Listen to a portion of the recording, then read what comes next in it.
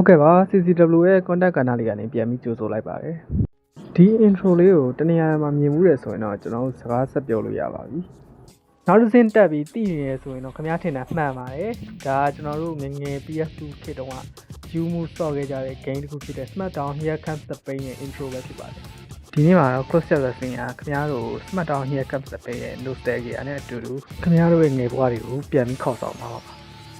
ဒီ game ကိုတော့ smooth ဖြစ်တဲ့ gameplay နဲ့ impact ဖြစ်တဲ့ visual မှာနာမည်ကြီးတဲ့ Ux Company ကနေ develop ထားပါတယ်ဒီ game မှာခင်ဗျားရဲ့ပြိုင်ဘက်ကိုတန်တကာအမြင့်ကြီးပေါ်ပစ်ချလို့ရမယ်အဲ့ထက်ပိုပြီးပစ်ချခြင်း Time Square အဆောက်အဦအမြင့်ကြီးပေါ်ကနေလည်းပစ်ချလို့ရတယ်ပြီးတော့ခင်ဗျားကိုယ်တိုင်လည်းစောက်ရမ်းမိုက်တဲ့နေရာကြီးကိုကနေခုန်ချလို့ရပါတယ် New Generation ရဲ့ game တွေမှာရောဒီလိုတွေမလုပ်နိုင်လားဆိုတော့လုပ်နိုင်ပါတယ်သူတို့စီမှာလုပ်နိုင်တာတွေပိုတော့များပါသေးတယ်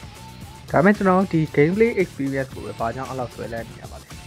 အမေစီကပတ်စံ900အကြီးဂိမ်းဆိုင်ရပဲမပြုတ်တဲ့နဲ့ပြုတ်ထားတဲ့ခေါက်ဆွဲပြုတ်ကိုစားပြီးတော့ဘော်ဒါဘော်ကျွတ်စီနဲ့အတူဘသူကစကေးတာလဲဆိုပြီးပြိုင်ဆော့ခဲ့ရတယ်ကျွန်တော်ငယ်ဘွားကလည်းဒီဂိမ်းရဲ့အမှတ်တရတွေတခုပါ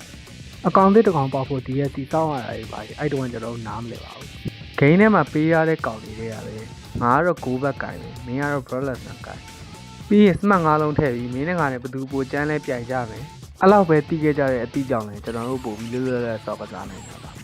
မြင်တောင်တစ်ခုပြောရရင် Jeff Hardy ကို Software Development တော့ဒီ game ထဲမှာထည့်သွင်းနေပေမဲ့ WWE ကထွက်ခွာထွက်ခဲ့တာကြောင့် SmackDown ရှက်တူအောင် game ထဲမှာပဲပါလာပြီးဒီ game ထဲမှာမပါလာတာကြောင့်ကျွန်တော်တို့ကလည်းအရန်မိုက်တဲ့ပုံစံနဲ့ခုန်ချလို့မရတော့ပါဘူးဒါပေမဲ့အဲ့ဒါကိုလည်းကျွန်တော်တို့အဲ့တုန်းကသတိမထားမိခဲ့ကြပါဘူးပြိုင်စော့နေတဲ့ကောင်ဆိုင်ကယ်ကြီးနဲ့ဒီတိုက်ခေါ်ပြီးပြစ်ပေါက်မယ်ကရင်ကားပေါ်ကနေတစ်တာကြီးပြစ်ချမယ်ကိုနဲ့ပြိုင်နေတဲ့ကောင်ကိုစောက်ရမ်းမိုက်တဲ့နီးနဲ့ခေါင်းပေါက်အောင်လုပ်မယ်ဒါနဲ့မှအားမရတဲ့ရေချိုးပေးပြီးတော့ပြန်ထွက်လာတဲ့ Smart သုံးမယ်ပြီးတော့ဒီလိုမျိုးပေါ့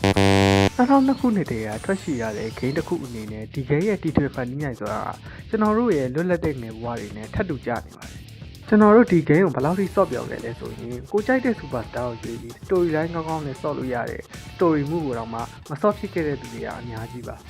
အဲ့တော့က game တစ်ခုရဲ့ quality ကိုလည်း graphic နဲ့ VFX တွေဘယ်လောက်ကောင်းတယ်ဆိုတာလည်းတိုင်းတာခဲ့တာမဟုတ်ပဲね audience နဲ့ connect လုပ်နိုင်ကြအောင်ဒါအဓိကတိုင်းတာခဲ့ကြတာပါ